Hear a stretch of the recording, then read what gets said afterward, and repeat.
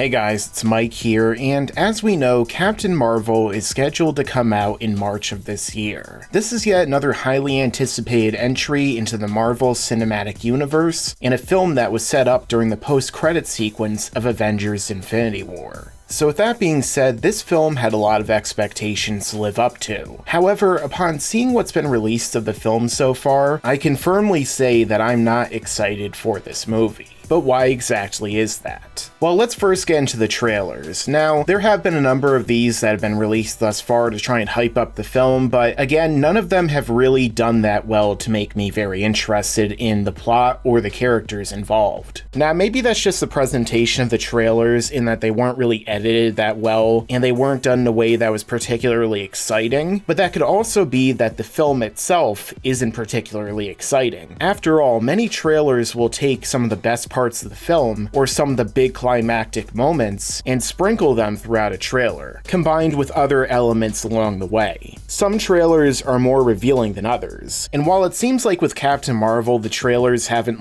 totally spoiled everything that happens in the film, what they have shown thus far doesn't particularly seem all of that interesting, or as epic as a film that had such a build-up through the end credit sequence of the biggest film in the MCU thus far should have been.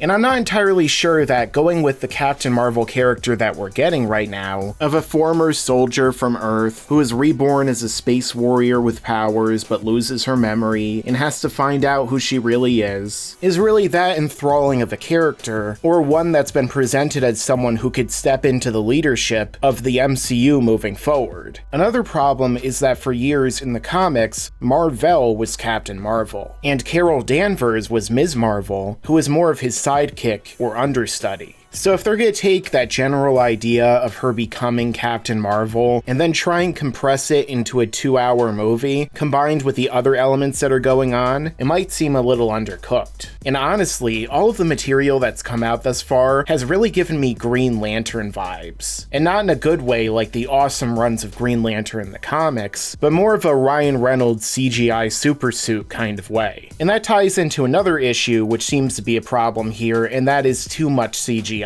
Now, of course, the Marvel movies tend to have an overabundance of CGI, so maybe it seems like a moot point to make, but I still prefer practical special effects over CG any day. And obviously, not everything can be practical effects, like Captain Marvel flying into space and blowing up ships, but that doesn't make it any easier to suspend disbelief. It's more of the things that don't require CGI in these films that tend to be more distracting to me. And one of the things I'm most worried about is Samuel L. Jackson's CGI face, otherwise known as the process of digital de-aging. Now, Marvel does have experience with this, doing it really well in Ant-Man and the Wasp. However, that was done for only a select few scenes. Whereas with Samuel L. Jackson, it seems like he's going to be in a large portion of the film, which means that the de-aging is going to take even more money and be a far more extensive process than doing it in just a few scenes. And as we've seen with movies that extensively use CGI, oftentimes there will be moments or scenes where it doesn't look anywhere near as good as in other scenes because of this very problem. And that could lead to it being distracting and taking audiences out of the film, especially when audiences already know what Samuel L. Jackson looks like because he's one of the most popular actors of all time, who's been in more movies than almost anyone. And as we know, CGI has a tendency to not look very good as the years go on, which is largely due to innovations in the process. Just look at the CG Jeff Bridges from Tron Legacy. So at that point, you have to wonder why they didn't just use makeup or cast a younger actor. And then there's the villains, which at this point appear to be Ronan the Accuser, who is once again returning to the MCU in this story that takes place before Guardians of the Galaxy, and the Skrulls, who are making their debut in the MCU, and as we know from the comics, end up being a major threat to the Earth's heroes and the universe at large. And even though I like Lee Pace as an actor, and I have since the Hobbit films, the character of Ronan is one of the weakest villains in the entire MCU. Not to mention that this film is a prequel, so we know that he's neither going to be killed nor win in the end. On the other hand, the Skrulls have potential to be really interesting, because of the fact that they can transform into other people and assume their powers. And that's no doubt going to play into the major storyline that we'll be seeing after Avengers Endgame.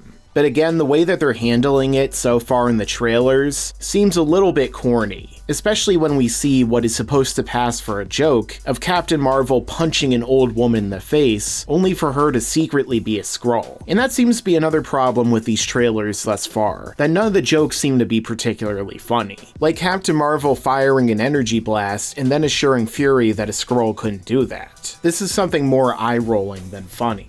And I think a lot of the fact that these trailers fall flat and that Captain Marvel hasn't necessarily resonated on the level that it should have is because of Brie Larson's performance. And I know, Brie Larson is an Oscar award-winning actress, winning Best Performance by an Actress in a Leading Role for the 2015 film Room. But her performance in this film doesn't seem very good. Her line delivery, for instance, is pretty rough. And the vast majority of screen time that we've seen from her, she seems to be giving the same disinterested expression. I don't know if it's because she's phoning it in, is having a difficult time adapting to the more blockbuster style of Marvel films, or simply doesn't like the material that she's been given. But either way, her performance from these trailers doesn't really seem to be up to the same level of standard as somebody like Robert Downey Jr. as Iron Man, or Benedict Cumberbatch as Doctor Strange. And when we've been told that she's the most powerful hero that we've seen yet, and that she might be stepping into the forefront of the MCU moving forward as a lead character, then you need someone who can give a more convincing portrayal. Otherwise, the fans are going to feel like you're shoehorning a new character into the story and presenting them as superior to the other heroes that they've already come to know and love over the course of many films, and it may lead to a backlash in which audiences see this as undeserving, especially if the film ends up being mediocre. And it's going to make fans even more unhappy if this film ends up contradicting much of the established lore that came before it, which is always a tricky subject when you're doing a film that takes place before so many other films. If you don't have people behind the scenes who are keeping a really tight track of all of the continuity from all of the previous films, then it's pretty easy to mess up and cause some inconsistencies or even plot holes. Especially when we stop to think, well, where was Captain Marvel during all of this other stuff happening on Earth and in other parts of the galaxy, and why didn't she interfere? But that's likely something the film will cover, but if not, it's going to raise some issues. And finally, there's one other factor that involves the political angle. Now, I'm not someone who usually discusses politics on my channels, but it feels like Brie Larson and others working on Captain Marvel have begun to go out of their way to push a certain agenda. One that is made to appear inclusive while actually being exclusionary. It's been made perfectly clear that Captain Marvel isn't a movie that's meant for members of a certain demographic, and that any who take issue with this film don't matter. That's a very problematic position to take when you're trying to promote a successful film, and already some media outlets are starting to insult and demonize anyone who has problems with the film, calling them trolls or misogynistic. This is causing people to become unhappy with the film, as well as Larson, and not even want to see it. These types of tactics severely hurt the Star Wars brand, and led to a massive decline in profits for their projects, leading to Solo becoming the first Star Wars movie to flop. The same thing also happened with the Ghostbusters reboot. People had legitimate problems with The Last Jedi and the Ghostbusters reboot,